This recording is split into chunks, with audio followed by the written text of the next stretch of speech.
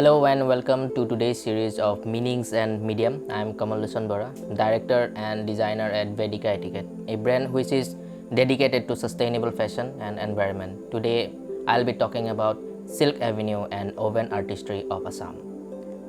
Handloom in India has its trace rooting to Indus Valley civilization. There have been historical mentions in the expanding market of textile locally and globally. A very significant portion of its recognitions comes from the handloom sectors of Assam, which makes it desirable because of its cultural significance in the state. It is not just for the commercial sales but also has been the part and parcel of Assamese people. Assam became well known for its rich textures and designs with its signature silk and other handmade products, the most prominent and prestigious being muga or the golden thread. Traditionally, designs and patterns uniquely varied on the basis of fabric or even the weaver, but with the advent of time, modern patterns and personalized designs have been included based on the market needs. Spinning and weaving have been and is a long-standing heritage of Assam, but it reached its zenith only during the Ahom regime. It even became the primary qualification of a young girl for her eligibility for marriage. Ahom queens were personally involved in patronizing silk industry in Assam. Wives of the Ahom warriors had to weave armors manually using yarn spin a night before their arrival of the battleground, ignoring which was considered as a bad omen. Now let us have a look at the production process. Assam is a state widely accepted as the territory of Ahoms, with a rich legacy of culture and civilization. Not just known for its unparalleled beauty, but also for its wildlife, agriculture, and the highest reputation for the production of varieties of silk. Muga, Eri, and Path are the three types of silk produced only in Assam, Muga being the most significant and valuable. This is because the area is geographically unique for the life cycle of the Muga silkworm. Muga silk is obtained from a domesticated silkworm, namely Antheri assamensis, and the production process starts with the collection of seed cocoons. It takes 2 to 3 weeks for a Muga moth to descend from its host cocoon. Once fully matured, the moths engage in mating with their female counterparts, and that's how they produce eggs, which further hatches larvae. The farmer then places tender leaves around larvae for them to climb onto the leaves, which are then transferred to the outdoor sun plants time to fully grow. After the whole feeding stage, they are descended from its host plant at the dusk hour and are brought indoor to be placed within some dry leaves of mango or jackfruit, which the larva use to make its cocoon shelter.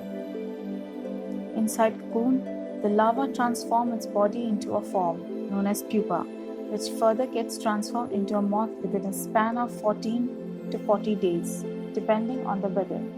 The cocoons are then harvested after 7 to 12 days, to be selected either for reeling or seeding. They are then smoked and dried under the sun for the pupa to be killed inside. The cocoons are boiled in alkaline or soda water, along with other herbs for a shinier look, and then transferred to cold water for reeling on an instrument named bhangori. Subsequently, golden muga thread is acquired after weaving and exhaling the yarn in a peculiar way.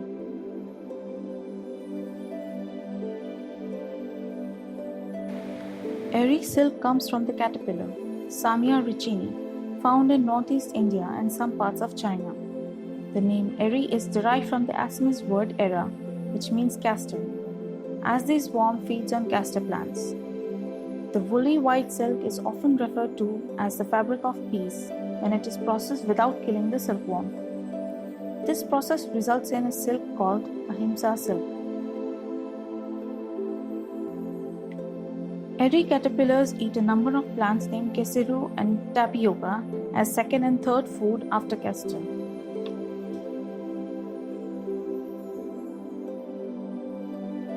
Moths leave the cocoon and then the cocoons are boiled in a sodium solution for an hour.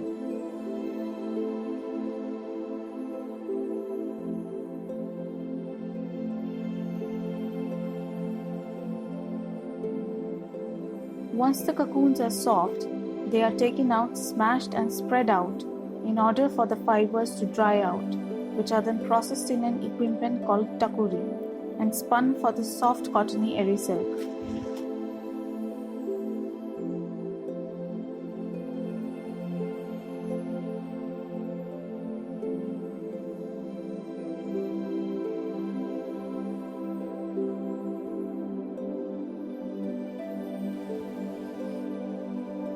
Natural dyes are obtained from natural resources or dye stuff, which the dyes are extracted from berries, lichens, leaves, flowers, nuts, and seeds.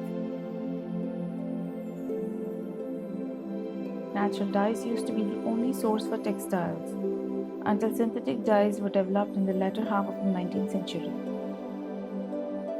It is only after the introduction of synthetic substance that the whole idea of sustainable fashion arose.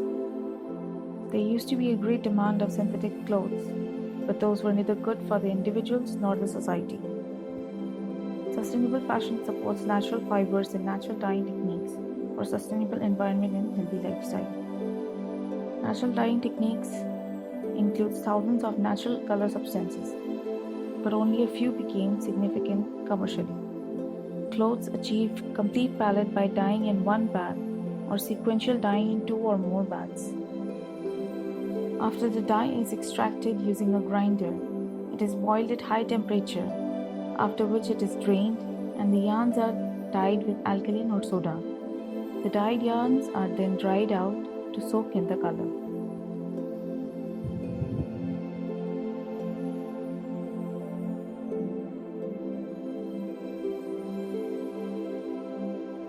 Weaving demands a highly creative skill set.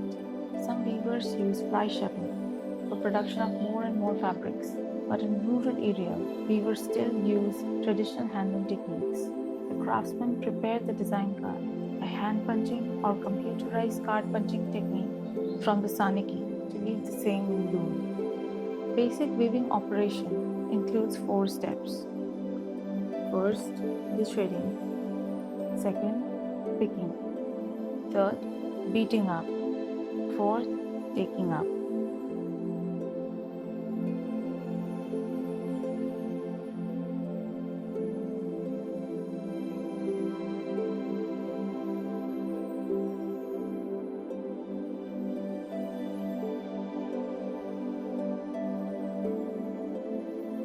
The bundled fabric are then brought in as per requirement and are cut into required shape by using flat pattern technique. The fabrics are then put together with close stitching, completing the desired look.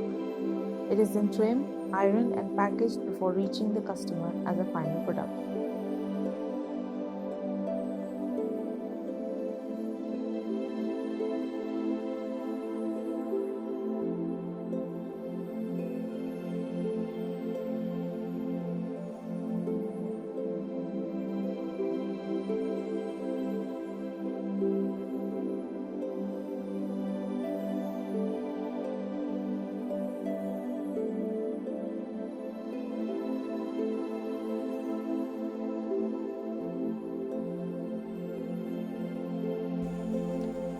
Economically, handloom and handicraft plays a vital role in the state, providing sources to sustain to a large section of people and growth of the region.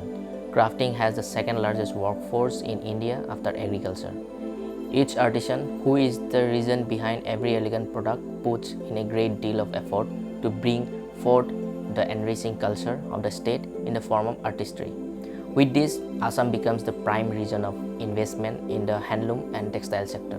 The business of the Muga industry is estimated to be about 200 crores, but with the proper government support, this figure can be doubled up. So, let's stand and support each craftsman of India to make our nation the golden bird it used to be. Purchasing handmade products can contribute in the support of our hardworking craftsmen.